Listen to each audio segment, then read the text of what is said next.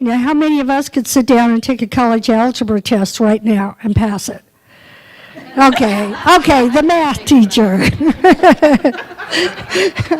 So sometimes they're just rusty, you know. And we probably don't do any of ourselves any favors by, you know, kind of pointing fingers and say, well, the schools don't prepare them before they get to college or whatever. You know, the schools like to say, well, the teachers are all trained by the university, so if the teachers aren't well trained, it's the university's fault. You know, we need to just stop all that, really, and just decide that here's a student that needs some help, let's help this student. The one thing I've found teaching online in the last couple of years, my syllabus, you know, evolves as everybody's does, but yeah, all 20 pages. Thanks, Tosh. Basically, though, from when I look back at what I would put, you know, my expectations, and back then it was like 5 pages. Now it's 20. But I have on there actually expect to spend 10 hours a week just in reading material. And I've had students come back and say, you know, email me, I'm so glad you put that in there because I would not have thought an online class would take that long. I just thought I'd get online, do whatever I need to do, and get off. And that's, you know, the expectations. Right. I think, and a lot of professors, we're learning, you know, as it goes on, that you have to put stuff in there like that. You have to have clear because the expectations, students, and that's what this showed. right, because university students, like you said, I was raised in a home where I was expected to go to college. It wasn't a question, that was it. But many of my students have parents that they don't have a clue how long it takes to prepare for a class. Exactly. And like Natasha was saying, you know, do you have children? You know, a lot of our students that are taking classes online, the reason they're doing that is because they have children, and at 10 o'clock at night they can get online and they do a lot of their, you know, because I see emails coming through at 1 in the morning, 2 in the morning. Exactly. You know, That's the only quiet time we've got is after they get the kids put in bed, right? So, and I just think that putting that in my syllabus has helped a lot. And I have students that quickly drop the class, but it fills back up, you know, and it's that kind of expectation that's laid out right at the very beginning, and they know what to expect. Yeah, So that's very important, and we all kind of know that in the back of our minds, but again, like I said, this research on 85,000 community college students, that's one of the 6 things that rose to the top is you've got to give them clear expectations because you cannot assume that they know that. Some of them don't even know what the word, you know, credit hour means. So, all right, engaged learning, instructional approaches that foster engaged learning are critical for student success. Students are not good at being passive learners.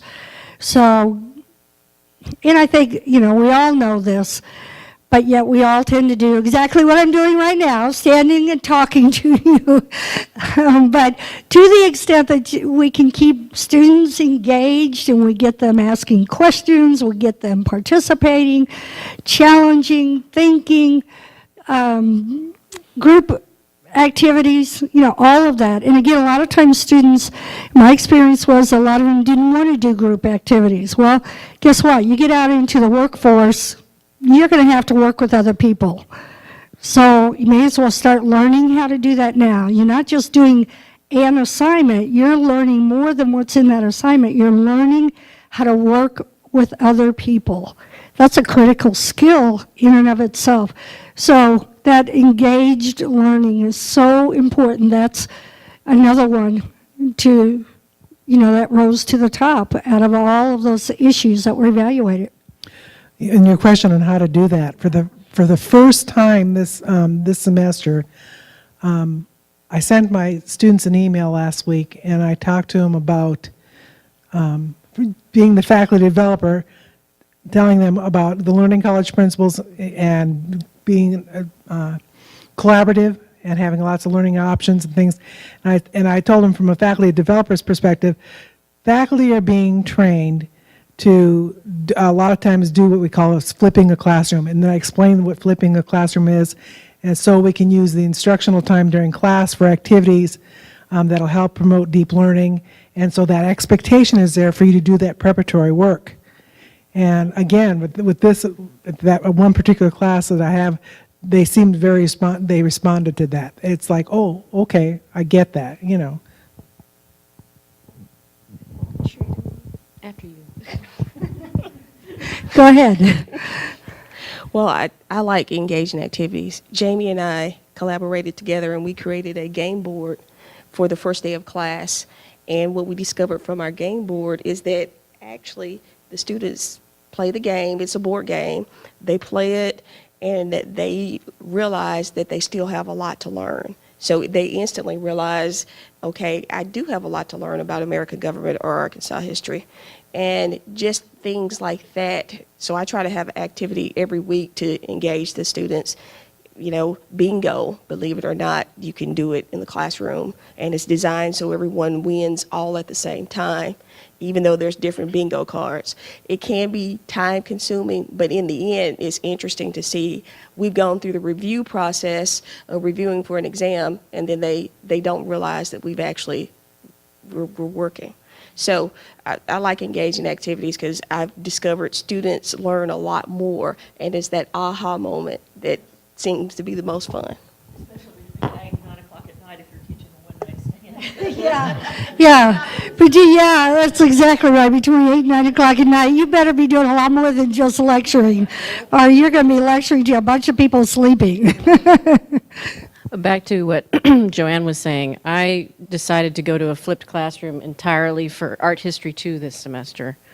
And I learned art history probably like anyone else who ever took it, where the person was up front, slide, slide, slide, slide, slide, and you memorize the artist, the title, the date.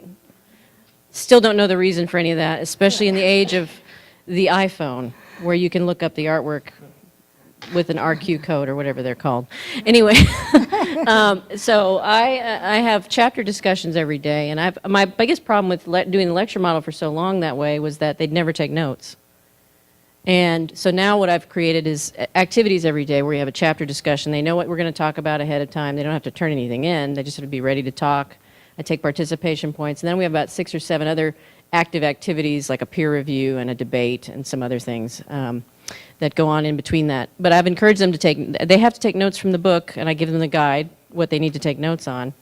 And they'll be able to use their notes on their test. If they take good notes, they will do well on the test. Because I don't think a test tests much but memory if you don't allow them to do some rote memory. Mm-hmm. And this way I feel like I'm going to encourage them to take notes, because if they don't, they'll find out by the second test that they probably should. Exactly. And I give them a review sheet, and Yeah. they're responsible for it, and I take attendance only to give extra credit to those who have perfect at the end. I don't have a punitive thing, because if they miss the day, they miss the points. They're already hurting themselves. So that's kind of what I'm going to, putting more responsibility into their court, and I'm having great attendance so far after 2 weeks. I'm pretty impressed. Good. Did you have something? Sure, I do something that's very similar. I'm sorry, what's your name? Art history? Stephanie. I'm Savin. I'm new here, so I want to meet everybody. I do something very similar. I have a similar structure, but what has helped me in the last couple years is I make students bring to class a discussion point where they have their notes, they read, they're supposed to take notes. I tell them how important it is to take notes, and then they have to go the next step and come up with what they thought, a 2 to 3 sentence item, what they think is important about the chapter, what we should discuss in class. So everybody comes to class with at least one thing to say when every class period. Good. So you have to come to class with, and I collect them, and I give them 1 point. And by the end of the semester, it adds up to like 15% of their grade, the 2 to 3 sentences that they do every time. And students come so much more prepared to discuss, so you can have that flipped classroom. It's worked out really well. So they come with some idea what the chapter was about. Yeah, exactly. Yeah, and it's just some idea what the main point might have been. Yeah. And even if people's main points might differ, gives you an opportunity to talk about all of those. Yeah, and it works out really well. Good. Because if they try to come with notes on everything, it's kind of too much, and then they end up not doing it. But everyone can come to class every day with 2 to 3 sentences about something that they've read.